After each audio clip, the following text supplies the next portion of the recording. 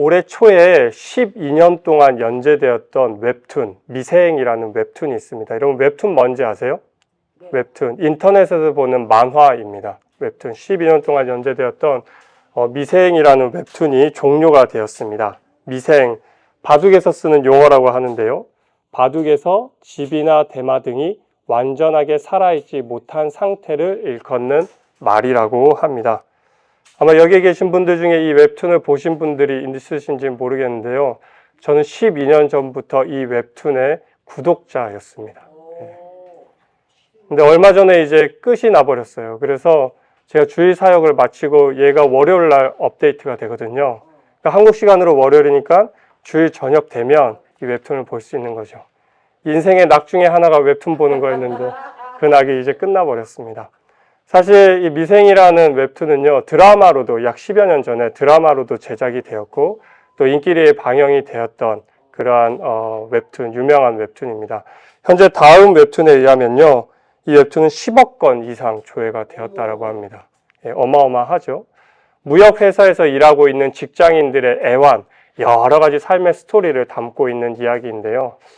사실 사역을 하다 보면 사회를 가장 잘 알고 있어야 하는 사역자인데 만나는 사람들이 제한되어 있고 교회라는 울타리에서 생활을 하다 보니까는 사실 세상을 잘 모르는 게 사역자의 현실이기도 합니다.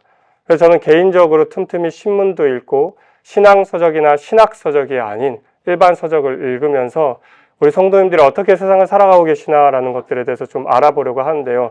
아무래도 글로 세상을 배우다 보니까는 한계가 있습니다. 그래서 성도님들이 느끼는 고충을 잘 이해하지 못할 때가 많아요. 그래서 굳이 핑계를 대자면 그런 차원에서 이런 웹툰도 보고 드라마를 보면서 야, 성도님들이 어떻게 세상을 살아가시나 이렇게 좀 관심을 가지려고 합니다. 한 편의 드라마, 만화책이긴 한데요. 사회와 관련된 다양한 주제들을 다루고 있습니다. 몇 가지 예를 좀 들어드리면 주인공 중에 한 사람이 오가장이라는 사람이 있는데요. 저하고 비슷한 세대예요. 40, 50대. 한국은 정말 치열하게 세상을 사람들이 살아가고 있지 않습니까? 그러한 치열한 삶의 현장 속에서 살아남기 위해서 접대라는 명목하에 때로는 마시기 싫은 술을 마셔야 하고 자존심이 구겨지는 상황도 이겨내야 하고 자신에게 책임진 가정들을 돌봐야 하기 때문에 서바이벌 하면서 고군분투하는 그러한 40, 50대의 가장의 모습들을 그리고 있고요. 또 청년들의 모습도 그리고 있습니다. 한국에서는 청년 실업, 취업이 정말 힘들죠. 취업을 했다 하더라도 내가 가지고 있는 꿈과 이상을 쫓아갔던 그 모습이 직장의 현실과는 너무나 다른 거예요. 그런 상황 가운데서 느끼는 괴리감, 또 그 가운데서 청년들이 겪어야 하는 고충도 다루고 있습니다. 워킹맘에 대한 이야기도 다루고 있어요. 워킹맘. 가사와 육아와 또 직장에서 일을 감당해야 하는 어려운 상황 가운데 살아가고 있는 워킹맘들. 저희 아내가 지금 워킹맘으로 살아가고 있는데요. 얼마나 힘들고 어려운지 잘 모릅니다. 그래서 제가 아내와 함께 10여 년 전에 드라마를 보면서 이런 이야기를 나눴던 기억이 납니다. 자기야, 살아가는 건 다 비슷한 것 같다, 그렇지? 살아가는 삶의 현장과 상황은 다 다르지만 각자의 현장에서 하루하루 이겨내고 버텨내고 그렇게 반복되어지는 일상을 살아가는 거 쉽지 않은데 다 그렇게 살아가나 보다라고 대화를 나눴던 기억이 납니다. 끊임없이 반복되는 하루의 일과 그렇게 우리는 다람쥐 쳇바퀴 돌아가는 일상을 살아가고 있는 것이죠. 그래서 미생에는 이런 대사가 나옵니다. 인생은 끊임없는 반복, 반복에 지치지 않는 자가 성취한다. 마음에 와닿죠? 그렇죠? 지겹고 따분한 일상, 반복되는 일상 가운데에 무언가를 포기하지 않고 꾸준히 하면 언젠가는 성취한다라는 거죠. 그래서 신입사원인 장그래라는 주인공에게 직장 동료, 직장 상사가 이렇게 이야기합니다. 이왕 들어왔으니 어떻게든 버텨봐라. 여기는 버티는 것이 이기는 곳이야. 버틴다는 건 완생으로 나아간다는 것이야. 우린 아직 다 미생이니까. 우린 아직 다 미생이니까. 여러분, 나이가 들고 세월이 지날수록 삶에 대한 책임은 점점 더 커져가는데 그 책임을 감당할 수 있을 만한 자격과 그리고 능력이 되지 않은 우리의 모습에 직면하면서 우리는 어떻게 고백할 수밖에 없죠? 우린 다 미생이니까. 그런 측면에서 여러분, 하루하루 잘 버텨내고 계십니까? 잘 이겨내며 살아가고 계십니까? 오늘 우리가 읽은 본문 예수님의 족보입니다. 그렇죠? 가장 재미없는 본문이기도 하고 가장 읽기 힘든 본문이에요. 어려운 이름들은 왜 이렇게 많이 나오는지. 그렇죠? 그런데 저는 오늘 본문이 우리가 살고 있는 이 일상의 의미를 성경적으로 가장 잘 표현해내고 있는 중요한 본문이라고 생각을 하는데요.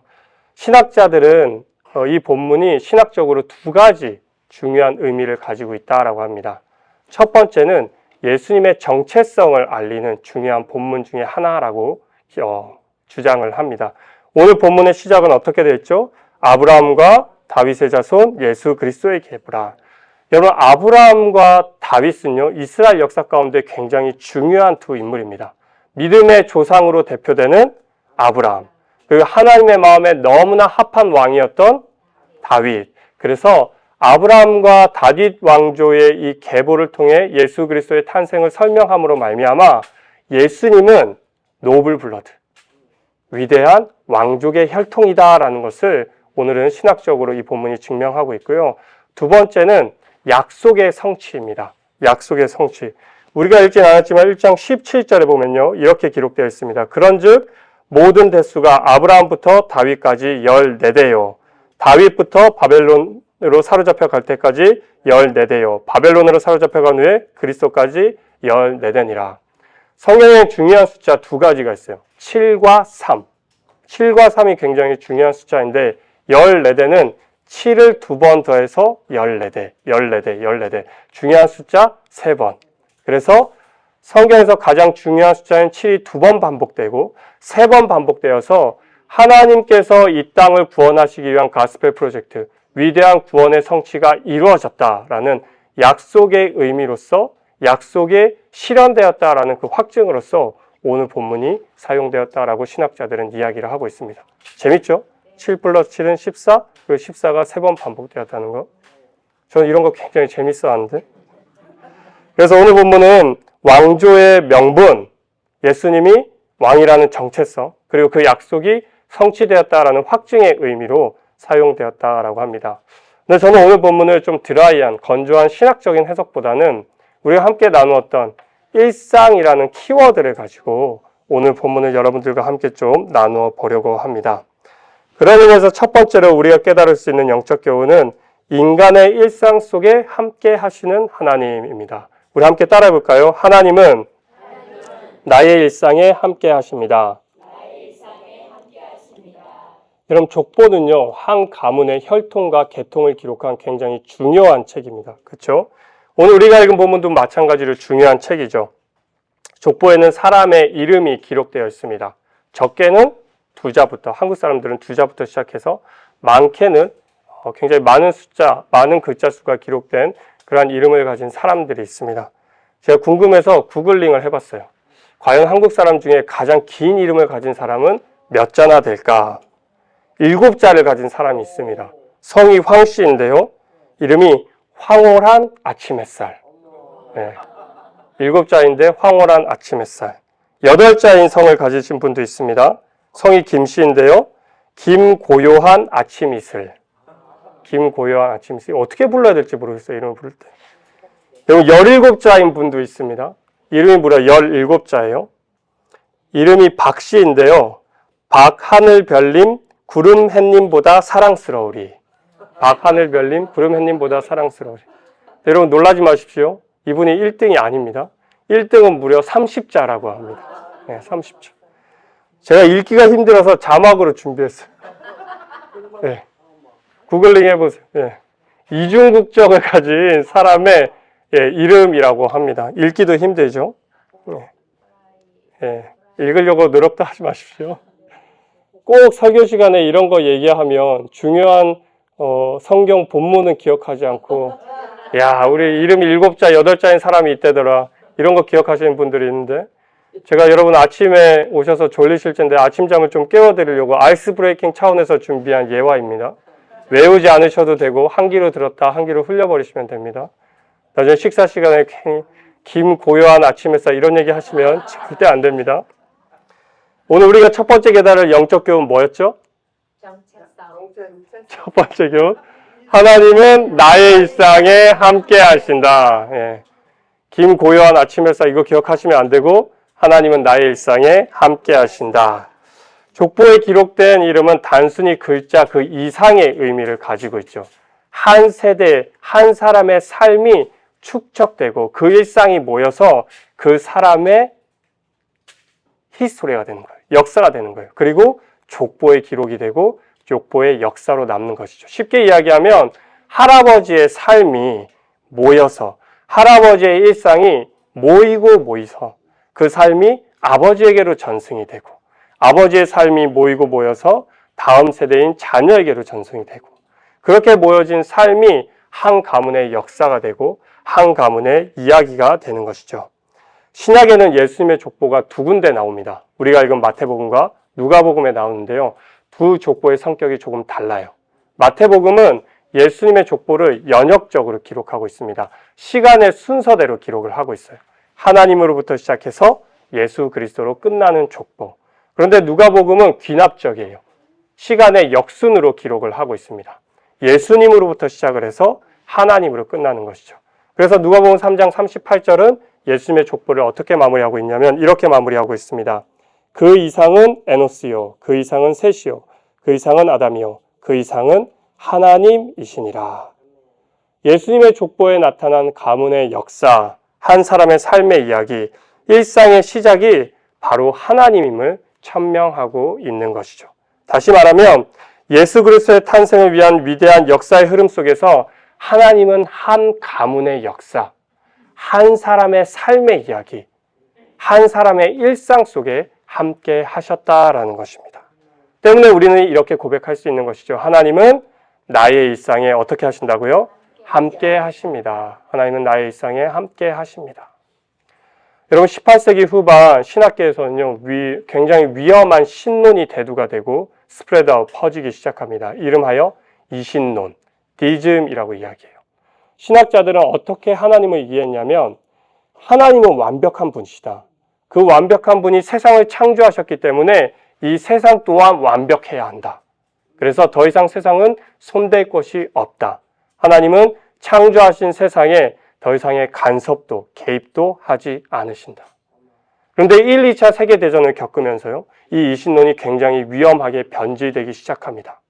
사람들이 홀로코스트, 아무 죄도 없는 유대인들의 몇만 명이 학살당하는 그 참혹한 현장을 보면서 스스로에게 하나님께 질문을 던지기 시작하는 거예요.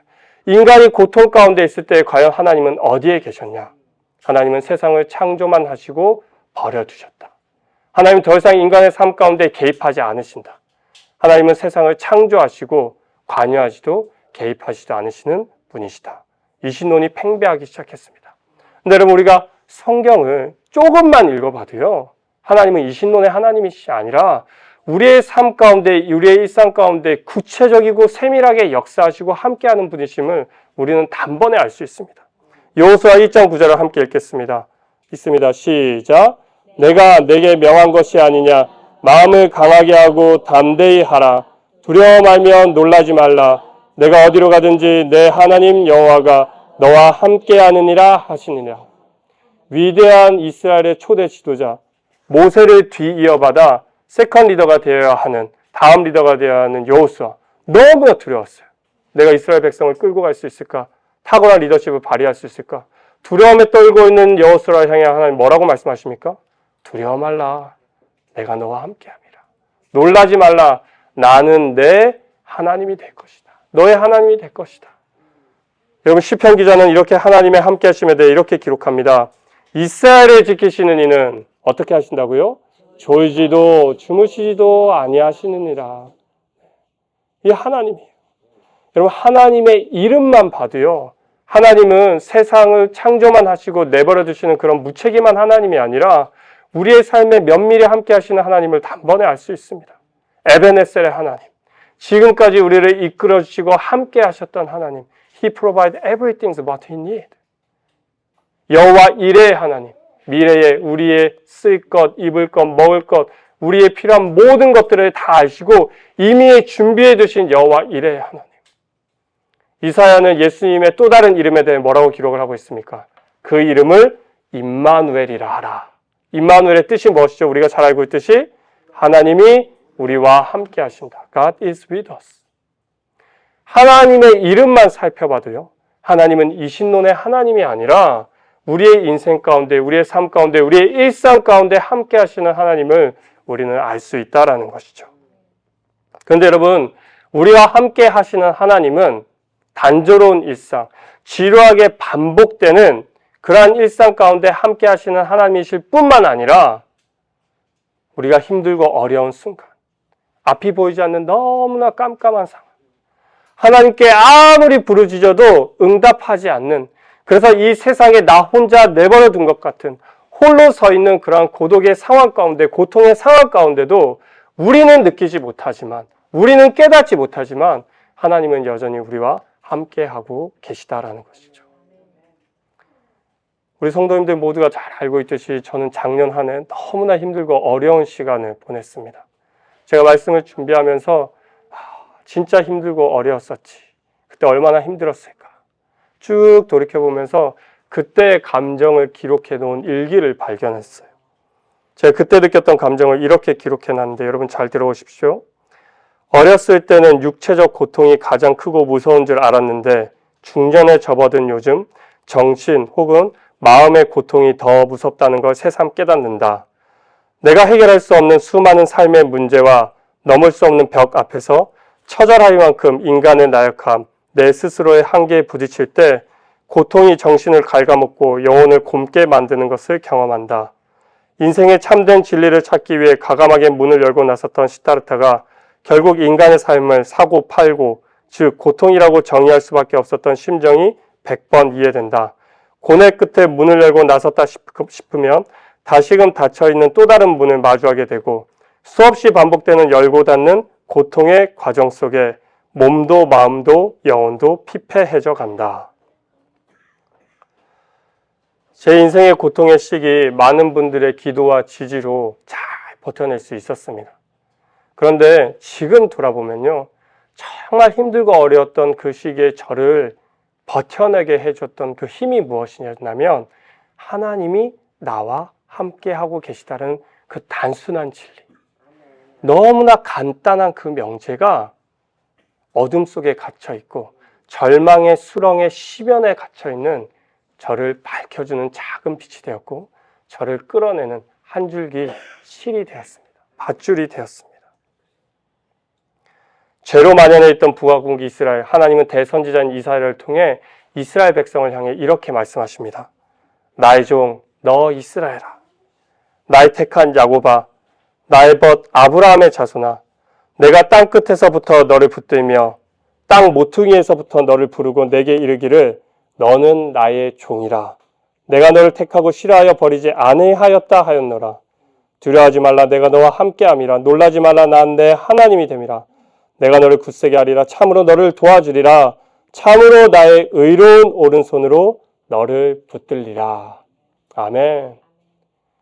여러분들 삶 가운데에 그 누구에게도 말하지 못하는 마음의 고충과 힘듦과 어려움이 있으십니까? 이 세상에 나 혼자 남겨진 것 같고 그 누구도 내 마음의 마음을 몰라주고 혼자 이 힘들고 어려운 삶을 걸어가야 하는 외로움 가운데 여러분 계십니까? 여러분 말씀을 기억하십시오. 하나님께서 우리의 믿음의 선조들에게 약속하셨던 그 말씀, 내가 너와 함께 할 것이다. 너를 붙들리라. 나의 강한 의로운 오른손으로 너를 붙들리라 라는 약속은 지금도 유효함을 믿으시기 바랍니다. 하나님이 우리의 삶 속에 함께 하십니다. 우리의 일상 속에 함께 하십니다. 그 하나님은 과거에도 함께 하셨고 오늘도 함께하고 계시고 내일도 함께 하실 줄 믿습니다. 그래서 우리의 일상 속에 함께 하시는 하나님을 의지함으로 말미암아 하나님이 우리의 힘이 되시고 능력이 되시고 반석이 되심을 삶 속에서 누리시는 우리 눌라프교회 성도님 되시길 간절히 주님의 이름으로 축원합니다. 그런가 하면 우리가 둘째로 살펴볼 영적 교훈은요, 일상 가운데 함께 하셨던 하나님은 일상을 통해 일하신다입니다. 우리 함께 따라해 보겠습니다. 하나님은 나의 일상을 통해 일하십니다. 오늘 복음서에 나타난 마태복음에 나타난 족보의 의미를 다시 살펴보겠습니다. 오늘 족보에 가장 많이 사용된 단어는 어떤 단어죠? 낳고입니다. 뭘 그렇게도 많이 낳았는지 어마어마하게 낳았죠. 원어로는 get now라고 하는데요. 두 가지 의미가 있다라고 해요. 첫 번째는 우리가 읽은 본문 그대로 자녀를 낳다. 그리고 두 번째는 자녀를 얻다라는 의미가 있습니다. 뜻은 똑같은데 뉘앙스가 살짝 다르죠. 그래서 NASB와 뉴킹 제임스 버전은요. 낳다라는 의미의 born, begat이란 단어를 쓰고요. NIV 성경과 제가 좋아하는 메시지 성경은 좀 다르게 번역을 하고 있습니다. Abraham was the father of Isaac. 아브라함은 이삭의 아버지였습니다. 조금 뉘앙스가 다르죠. 이렇게 좀 해석을 해보았습니다. 자녀의 탄생에는 고통이 따릅니다.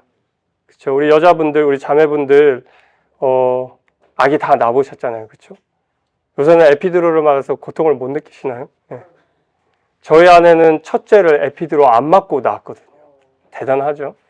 자녀를 잉태하는 데는 고통이 따릅니다. 근데 낳는데 고통뿐만 아니라 키울 때는 어떻게 해야죠? 부모의 희생이 또 따라야 하는 것이죠. 몇 주 전에 제 둘째하고 셋째하고 밥을 먹고 있었어요. 근데 셋째 이제 예안이가 밥이 먹기 싫은 거예요. 밥이 먹기 싫으면 어떻게 하죠? 투정을 엄청 하죠. 국이 뜨겁다, 맵다, 배부르다, 밥 많이 먹었다, 투정을 엄청 하는 거예요. 어르고 달래고 윽박지르면서 제가 밥을 먹이고 있었습니다.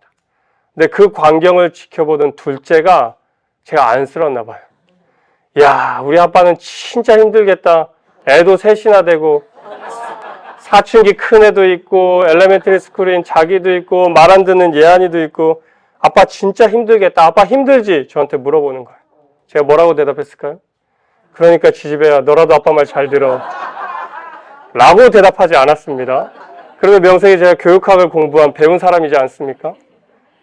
예린이의 인생에 잊을 수 없는 너무나 아름다운 고백을 예린이에게 해줬어요. 예린아, 아빠는 언니, 예람이 언니하고 예린이 너하고 예안이 있어서 얼마나 행복한지 몰라. 얼마나 기쁜지 몰라. 니네가 있어서 진짜 감사해. 여러분, 자녀의 탄생에는요, 고통과 아픔이 따릅니다. 그런데 at the same time 자녀를 낳는 데는 아프지만 자녀를 얻게 되면요, 그 무엇과도 비교할 수 없는 행복이 우리의 삶에 있습니다. 여러분, 기억나실지 안 나실지 모르겠지만 어렴풋이 떠오르는 기억을 한번 되새겨 봅시다. 아이가 처음 태어났던 그 순간, 응애하는 그 순간, 여러분 다 기억나시죠? 전 예람이, 예린이, 예안이 태어났던 그 순간 아직도 생생하게 기억하고 있어요. 너무나 보잘것없고 능력 없는 나에게 아빠라는 이름을 안겨주었던 그 생명체를 맞이했던 순간, 엄마라는 이름을 나에게 안겨주었던 그 순간, 여러분, 아이가 처음 아빠라고 얘기했을 때, 엄마라고 했을 때 얼마나 행복했습니까? 뒤집기 했을 때 너무나 신기했죠. 처음에 일어나서 첫 발을 내디딜 때 카메라 들고 와서 비디오 찍고 난리가 나죠. 우리는 자녀의 탄생, 그리고 자녀의 키움을 통해서 고통과 또 행복, 절망과 기쁨을 누리면서 살아가는 것이죠. 이렇게 생각을 해보았습니다. 우리가 자녀를 통해서 누리는, 자녀를 통해서 경험하는 고통과 기쁨을 우리 인생 가운데서 누릴 수 있는 고통과 기쁨의 끝점에 우리가 그 범주에 둔다면은 우리는 그 사이에서 너무나 많은 수많은 일들을 통해서 고통이 반복되고 행복이 반복되고 기쁨이 반복되고 절망이 반복되고 이렇게 우리의 삶에 믹스된 여러 가지 상황을 통해서 우리는 삶을 살아가고 있는 것이죠. 그렇게 반복되어지는 삶이 우리의 일상이 되고 그 일상이 연결되어져서 삶이 되고 그 삶이 전승되어서 가문의 역사가 되고 족보에 기록되는 것이라는 거죠. 그래서 오늘 족보의 마지막은 이렇게 멋있게 예수님의 족보를 마무리하고 있습니다. 우리 1장 16절 같이 한번 읽어보겠습니다. 시작. 야곱은 마리아의 남편 요셉을 낳았으니 마리아에게서 그리스도라 칭하는 예수가 나시니라. 여러분, 죄로 단절된 인간과 하나님과의 관계를 회복하기 위해서, 죄로 왜곡된 이 세상의 원리를 하나님이 다시금 회복시키기 위해서 하나님이 선택하셨던 방법은 입이 딱 벌어지게 홍해를 가르는 놀라운 광경도 아니었고 시간을 멈추는 기적도 아니었고 구름을 타고 내려오는 드라마틱한 연출을 필요로 하지도 않았습니다. 단지 여자가 새 생명을 잉태하는 일, 인간의 인생사에서 너무나 지극히 반복적으로 일어나는 평범한 일, 그것도 낮고 천한 말 구유에서 아이를 낳는 누구나에게 있을 수 있는 그 일상을 통해서 그리스도라 칭하는 예수, 인류를 구원할 메시아, 구원자 예수 그리스도가 탄생하는 놀라운 일이 벌어졌습니다. 그래서 하나님은 우리의 일상을 통해 역사하시고 일하시는 것이죠. 여러분, 그리스인들은요, 시간을 두 가지 개념으로 이해했다고 합니다. 크로노스와 카이로스. 크로노스는 절대적인 시간의 개념이에요. 그렇죠? 1시간에 60분, 하루 24시간, 1년 365일. 거꾸로 매달아도 가는 시계, 국방부 시계. 절대적인 시간이에요. 네. 절대적인 시간. 그런데 카이로스는 상대적인 시간입니다. 주관적인 시간입니다. 쉽게 이야기하면 이런 거죠. 공부하는 시간은 너무나 늦게 가요. 근데 노는 시간, 쉬는 시간은 금방 가버리는 거죠. 예배 시작한 지 30분밖에 안 지났는데 넷플릭스 보면 30분이나 벌써 지나버렸어요. 네. 주관적인 시간. 모두가 절대적인 크로노스의 시간을 살아가지만은 우리가 카이로스, 내 주관적으로 특별하게 느끼는 시간이 있다라는 것입니다. 그 시간은 단순하고 지루한 일상이 아니라 내 삶 가운데 특별하게 다가오는 시간이죠. 다시 이야기하면 우리 모두가 절대적인 시간, 그 크로노스의 시간을 살아가고 있지만은 다람쥐 쳇바퀴 돌아도 반복되어지는 일상을 살아가고 있지만은 그 일상 가운데에 내가 하나님의 인재와 하나님의 은혜를 느낄 수 있다면, 경험할 수 있다면 그때는 누구나가 평범하게 생각하는 절대적인 크로노스의 시간이 아니라 카이로스의 시간, 특별한 시간이 될 수 있다라는 것입니다. 지극히 큰 변화는 없지만은 평범한 크로노스의 일상이지만 그 일상이 하나님의 역사를 경험하고 하나님의 역사를 이루어낼 수 있는 놀라운 카이로스의 시간이 될 수 있습니다. 여러분, 하나님은 우리의 일상 가운데 함께 하실 뿐만 아니라 우리의 일상 가운데 일하시고 역사하고 계심을 믿으시기 바랍니다. 그래서 제럴드 시체라 박사는요, 그의 책 하나님의 뜻에서 일상의 중요성에 대해 이렇게 강조합니다. 여러분 잘 들어보십시오. 하나님은 인생을 왜 이렇게 평범하게 만드셨을까? 일상이 곧 하나님이 우리를 성장시키시는 실험실이기 때문이다. 하나님이 인생을 평범하게 만드신 이유는 하나님이 우리를 성숙하고 성장시키기 위한 실험실이라는 것이죠. 하나님은 우리에게 평범한 일을 맡겨서 우리에게 가장 중요한 부분인 영혼이 그분을 닮아 성장할 수 있게 하신다. 반복되는 일상은 좋은 습관이든 나쁜 습관이든 습관을 낳는다. 나쁜 습관은 영혼을 망가뜨리고 좋은 습관은 영혼을 풍요롭게 한다. 우리가 동일하게 누구에게나 주어진 이 일상을 하루하루 살아가고 있지만 일상 가운데 내가 어떻게 살아가느냐에 따라서 하나님의 은혜를 경험할 수 있는 카이로스의 시간일 뿐만 아니라 내 삶 가운데 아름다운 열매를 맺을 수 있는, 좋은 습관을 맺을 수 있는 훈련의 장, 실험실이 될 수 있다는 것이죠. 여러분, 저는 목사임에도 불구하고 아직도 일어날 때 힘들어요. 셀폰이 있으면 자동적으로 셀폰을 들고 뭐를 킵니까? 뉴스 켜고 유튜브 켜고. 의도적으로 좋은 습관을 만들기 위해서, 하나님의 말씀을 듣기 위해서 애쓰고 노력하고 있습니다. 몸과 마음이 피폐했던 지난 1년 제가 가장 먼저 했던 것이 뭐였냐면요, 운동이었어요. 운동. 우리 사랑하는 김 목사님, 신 목사님 저 끌고 다니면서 운동시키셨어요. 1년 동안 운동했습니다. 그럼 제 얼굴이 좀 좋아졌나요? 네. 좋아졌습니까? 그럼 티는 안 나지만요, 제가 1년 동안 무려 15파운드가 쪘어요. 7kg가 쪘습니다. 근육도 생기고요, 식스팩도 이제 있습니다. 네. 보여드릴 수가 없습니다. 몸이 회복됐어요. 그런데 제가 운동보다 더 중요하게 반복했던 것이 무엇이었냐면요, 말씀 묵상이었어요. 말씀 묵상. 사실 이 말씀 묵상은 운동보다 어려웠습니다.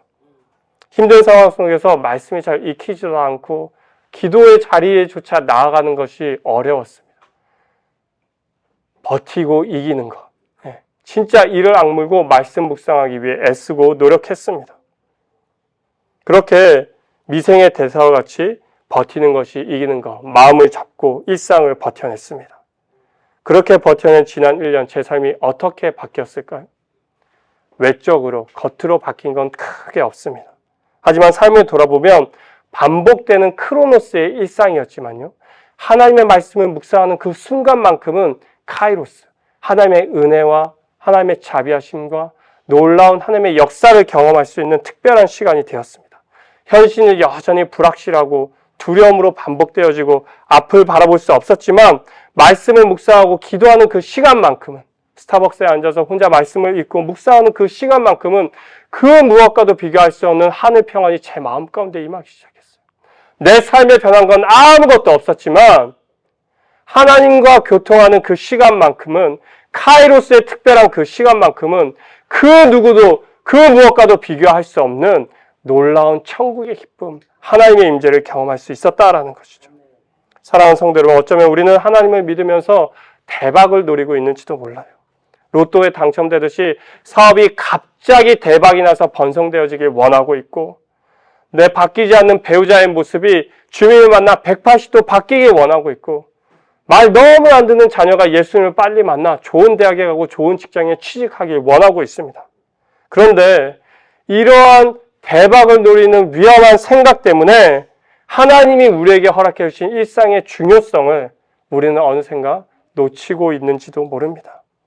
하나님이 이 세상을 구원하시기 위해 사용하셨던 통로,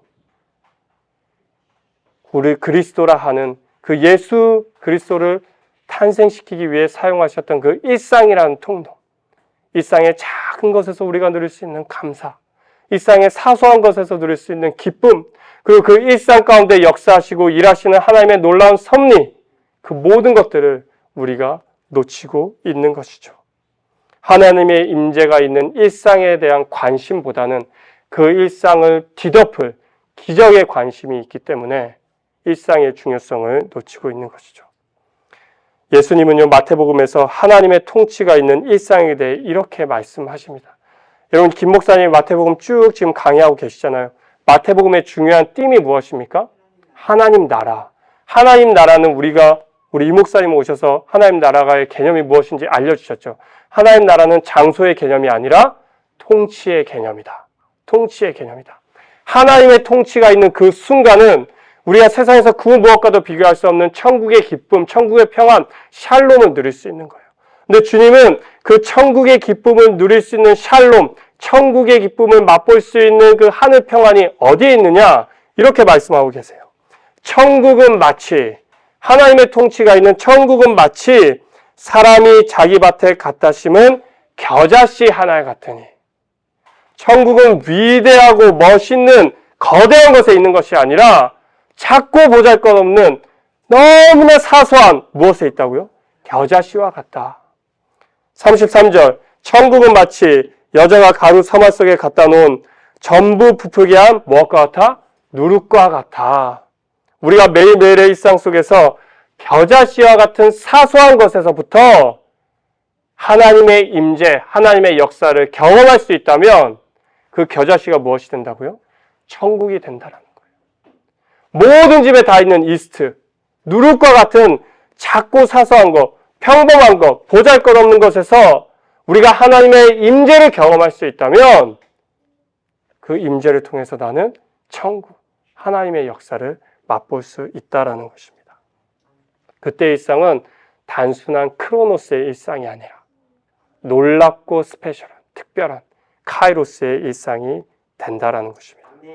사랑하는 성도 여러분, 우리의 일상 가운데 함께 하시는 하나님은 우리의 일상을 통해 일하십니다. 믿으시기 바랍니다. 다람쥐 쳇바퀴처럼 반복되어지는 크로노스와 같은 나의 일상이 하나님의 역사를 이뤄내는 카이로스, 축복의 현장이 될 수 있음을 믿으시기 바랍니다. 지루한 크로노스와 같은 일상 속에서 카이로스의 시간을 통해 자꾸 사소한 것에서부터 감사의 제목을 찾고 일상 속에서 놀라운 하나님의 임재를 경험하시는 사랑하는 성도님 되시기를 주님의 이름으로 간절히 축원합니다. 아멘. 여러분, 몇 해 전 의료사고로 신해철 씨가 죽었습니다. 신해철 씨 아시나요? 마왕이라고 불렸던 저희 세대의 유명한 가수죠. 무한도전이 아니죠. 무한궤도, 그리고 굿바이 얄리 같은 주옥 같은 명곡을 남겼던 신해철 씨. 이미 눈치채신 분들이 있으신지 모르겠는데요. 오늘 말씀 제목이 무엇입니까? 일상으로의 초대입니다. 일상으로의 초대. 신해철 씨의 노래 중에 하나입니다. 일상의 초대. 제가 노래를 불러드리고 싶은데 실족하시는 분들이 계실까봐 가사만 좀 불러드리겠습니다. 산책을 하고 차를 마시고 책을 보고 생각에 잠길 때 요즘엔 뭔가 텅 빈 것 같아. 지금의 난 누군가 필요한 것 같아. 친구를 만나고 전화를 하고 밤새도록 깨어있을 때도 문득 자꾸만 내가 생각나. 모든 시간 모든 곳에서 난 널 느껴. 후렴이 너무나 아름답습니다. 내게로 와줘 내 생활 속으로. 너와 같이 함께라면 모든 게 새로울 거야. 매일 똑같은 일상이지만 너와 같이 함께라면 모든 게 달라질 거야. 옛날 생각 많이 나시죠? 연애했던 달콤했던 그 순간. 그쵸? 아침에 눈을 떠도 생각나고 밥을 먹어도 생각나고 좋은 데 가면 가장 먼저 생각났던 그 사람. 어느샌가 내 마음에 들어와서 내 마음의 한 자리뿐만 아니라 많은 자리를 다 차지하고 있었고 한 사람이 내 마음에 들어옴으로 말미암아서 이 세상을 바라보는 관점이 완전히 바뀌어버렸던 그 첫사랑의 기억들 여러분 마음 가운데 다 가지고 계시죠? 그렇죠? 그런데 우리의 마음 가운데는 또 하나의 추억이 있습니다. 바로 주님과의 첫사랑. 주님을 처음 만났을 때 여러분 어떠셨습니까?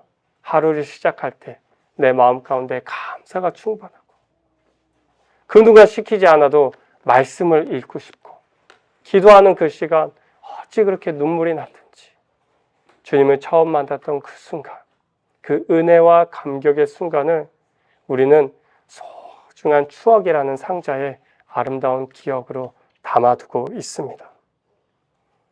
하나님의 임재를 경험함으로 말미암아 매일매일 똑같이 반복되어지는 일상이었지만 크로노스의 시간이었지만 주님이 우리 마음 가운데 들어오셨다는 그 사실 하나만으로 이 세상을 다르게 볼 수 있고 하나님의 은혜를 경험할 수 있는 카이로스의 놀라운 은혜를 또 삶을 우리가 살아가고 있었다는 것이죠. 사랑하는 성도 여러분, 지금은 어떠십니까? 여러분의 일상은 하나님의 임재와 감사의 제목으로 충만한 삶을 살아가고 계십니까? 아니면 매일매일 반복되는 지루한 일상을 하루하루 버텨내고 계십니까? 저는 신해철 씨의 일상으로 초대 후렴구를 이렇게 바꾸며 여러분들과 말씀을 좀 마무리하고 싶습니다. 내게로 와주세요. 내 생활 속으로. 주님과 같이 함께라면 모든 게 새로울 겁니다. 매일 똑같은 일상이지만 주님과 같이 함께라면 모든 게 달라질 겁니다. 사랑하는 성도 여러분, 우리가 버텨냈던 하루하루가 감사의 일상이 될 수 있는 딱 유일한 한 길은 예수 그리스도께로 돌아가는 것입니다. 주님께로 돌아가고 주님께로 우리의 관점을 돌리는 것입니다. 우리가 어디로 가든지 함께 하시겠다고 약속하셨던 주님. 그렇죠? 그래서 졸지도 주무시도 아니하시며 우리를 와치아웃 하시겠다고 약속하셨던 주님. 그 주님께로 돌아가는 것입니다. 그래서 크로노스와 같은 일상 속에서 놀라운 하나님의 임재와 감사를 경험함으로 말미암아 카이로스의 일상, 반복되는 일상이지만 하나님의 임재와 하나님의 은혜로 충만해서 천국 평안과 천국 기쁨을 삶 속에서 누리시는 카이로스의 삶을 살아가시는 사랑하는 성도님 되시기를 간절히 주님의 이름으로 축원합니다.